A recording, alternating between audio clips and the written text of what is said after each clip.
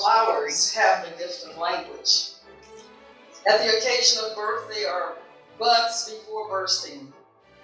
At the ceremony of love, they unite two lovers in beauty. At the occasion of death, they remind us how lovely life is. Oh, would that you had voice, silent messengers of hope. Would that you could tell us how you feel, arrayed in such beauty. The flowers have the gift of language. In the dark depths of a death camp, they speak the light of life. In the face of cruelty, they speak of courage. In the experience of ugliness, they bespeak the persistence of beauty. Speak, messengers, speak, for we would hear your message. Speak, messengers, speak, for we need to hear what you would say. For the flowers have the gift of language. They transport the human voice on winds of beauty. They lift the melody of song to our ears. They paint through the eye and hand of the artist. Their fragrance binds us to the sweet-smelling earth. May the blessings of the flowers be upon you. May their beauty beckon to you each morning, and their loveliness lure you each day, and their tenderness caress you each night. May their delicate petals make you gentle, and their eyes make you aware. May their stems make you sturdy, and their reaching make you care. Let us unite in a spirit of prayer, meditation, reflection as I offer these words of Norbert Chopik. In the name of Providence, which implants in the seed the future of the tree, and in the heart of men and women, the longing for people living in human love. In the name of the highest, in whom we move and who makes the parent, the brother, and sister what they are. In the name of sages and great religious leaders who sacrificed their lives to hasten the coming of peace and justice, let us renew our resolution sincerely to be real kindreds, regardless of any kind of bar which estranges one from another. In this holy resolution, may we be strengthened, knowing that we are the divine's family, that one spirit, the spirit of love, unites us. And may we endeavor for a more perfect and more joyful life. Amen. May it be so.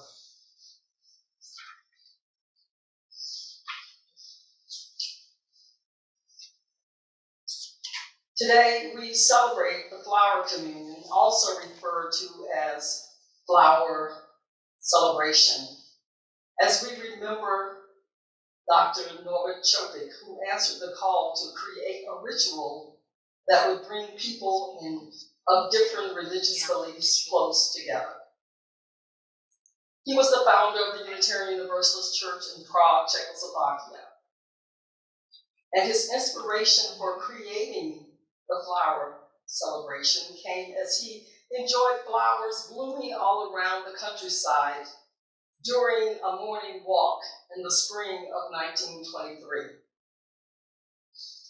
Flowers speak to us in various ways, creating patterns wild and free as no garden could match. In the meadows, they speak of freedom under the roof of leaf and branch. In the forest, they lay like snug carpets, making a rug of softness. At the occasion of birth, their buds bursting before us, they unite lovers in beauty at the ceremony of love. In the face of cruelty, they speak of courage, and they speak of the persistence of beauty in the experience of ugliness. They lift the melody of song to our ears and paint through the eye and the hand of the artist as their fragrance binds us to sweet-smelling earth. Flowers have been seen for millennia as spiritual and emotional touchstones. In spring, they are a sign of renewal. In a bouquet, they may have a host of meanings, including love, remembrance, or condolence. Lovely to see and smell, flowers exert tremendous physical, psychological, and symbolic power over us. So the connection between flora and the spiritual realm is a potent one. With their infinite variety and beauty, flowers carry meanings outside of the rational and material experience. For many of us, we are surrounded by the beauty of wildflowers that flourish across the Texas Hill Country, with bluebonnets, red poppies, and purple tansy blooming throughout the spring on roadside fields. But their arrival and location is not always an exact science, because weather, as well as other factors, play a part in when and where wildflowers will pop up each spring. But on that spring morning in Prague, 1923, the world was beautiful because the rains had come. The birds were singing, and flowers were blooming all over the land. Then an idea came to Dr. Chopik, simple and clear, as plain as day. The next Sunday, he asked all the people in the church to bring a flower or a budding branch or even a twig. Each person was to bring one, and upon leaving the church after service, they were instructed to take a different flower in exchange for the flower they had brought. The significance of the flower communion is that no two flowers are alike, but together, the different flowers form a beautiful bouquet, just as no two people are alike, yet each has a contribution to make. The ritual didn't reach Unitarian Universalists here in this country until Dr. Chopik's wife, Maya, was on a tour of the United States in 1940. She introduced it to the Unitarian Church in Cambridge, Massachusetts. As you've heard me say every year, this is my favorite service, because nothing is more natural and uniquely beautiful than flowers. And it's very special because this ritual was created by and for Unitarian Universalists, which is why Dr. Chopik turned to the native beauty of the countryside for elements of a communion which would be genuine to everyone. Who doesn't like flowers? Creating a communion service of celebration for religious liberals. Dr. Chopik held a very bright view of religion and what it should offer. He believed in good humor in all situations and the uplifting of the human spirit by developing spiritual and moral muscles. He believed that it is worthwhile to live and fight courageously for sacred ideals. This service is really a statement about community.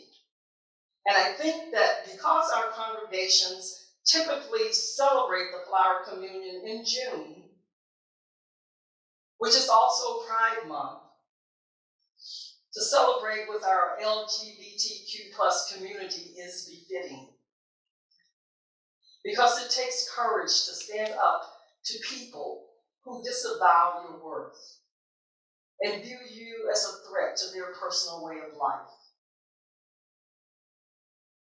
Moreover, with all of the advancements of civil rights made within this community, there is still danger surrounding coming out and being able to live an authentic life.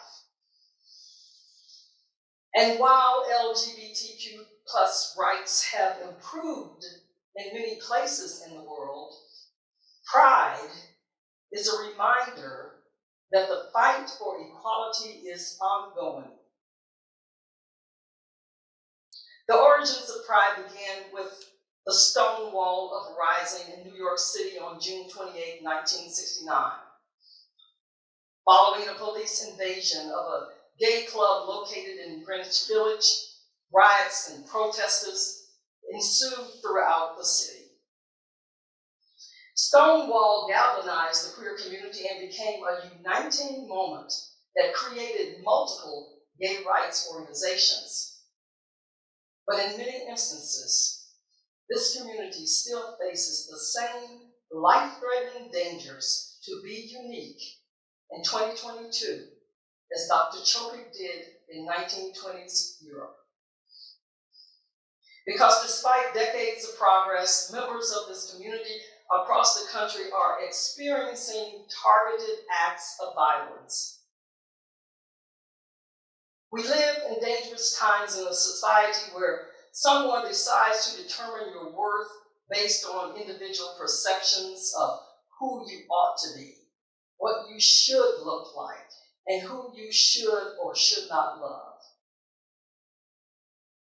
When the Nazis took control of Prague in 1940, Nazi court records show that they found Dr. Chopik's gospel of the inherent worth and beauty of every person to be too dangerous to the right for him to be allowed to live. How much of those same thoughts exist in our world today, even amongst the freedom that we have in this country? Hardly a day passes when we aren't faced with hate crimes and the senseless taking of human life. This past month, a mass shooting in California church targeted Taiwanese, and a mass shooting in a Buffalo, New York supermarket targeted African Americans. But like the flower, we're called to be what we are in the depth of our being. Therefore, all we can do is our consistent best in every moment. Moreover, it's risky to be Unitarian Universalists, standing on the side of love and the 7 principles that we hold dear. Our message of full freedom and autonomy in matters of faith can be considered dangerous enough to be a serious threat to the powers that be, because many of us self-identify as liberals, which has been labeled as something to be ashamed of. Yet liberal religion has stood as a constant challenge to fascism, and deposition of all kinds. Since the Unitarians and the Universalists consolidated in 1961, the resulting association of congregations has continued a proud legacy of activism. Therefore, we must remember the power of our message, truly practicing our faith, and join hands with others who cherish the same visions and freedoms. I'm a liberal because the conservatives in power look at single parent and sometimes 2 family members working multiple dead-end jobs, barely keeping their heads above water. You think it's great, you're employed. But there's nothing great about working yourself to death to remain in poverty forever. No amount of trickle-down economy is going to provide enough for health and dental care to the poor and marginalized. That's why I'm liberal. We must be history's actors rather than spectators. Many of our congregations have had pride flags damaged or stolen. Black Lives Matter signs have been defaced, because our statements bear witness to the world on issues of social justice. Therefore, the liberal voice and the message of Unitarian Universalism continues. Dr. Chobik's home and his church were overrun by German soldiers in the years of World War II. He gave his life defying their cruel occupation. But before he died, he influenced thousands of people with the beauty of his words. And I quote, "Even though disappointed 1,000 times or fallen in the fight, and everything would seem worthless, it is worthwhile to live and fight courageously for sacred ideals. My soul is grateful. My life was worth living." End quote. He left his ideals, including the flower ceremony that he originated, symbolizing the light and color and fragrance of many creeds, cultures, and races joining together in a bright, living bouquet. The Nazis are gone, but the flower ceremony continues to be celebrated in this congregation and hundreds of others around the world as a testament to the power of love to withstand hate and to the vision of a tolerant faith which sweeps the world, not by persecution or threats of violence, but by drawing people to its principles with the sweet scent of peace and freedom. So the flowers we share this morning bring us the assurance that warmth and kindness can pierce through frost of cruelty and indifference, that mercy and decency will blossom, that goodness has deep roots and will prevail. What seems most fragile and perishable is most persistent and enduring. Sisterhood and brotherhood, justice and charity will ultimately prevail. This offers an opportunity for all Unitarian Universalists to reaffirm our sixth principle, the goal of world community with peace, liberty, and justice for all. From my heart to yours, may it be so.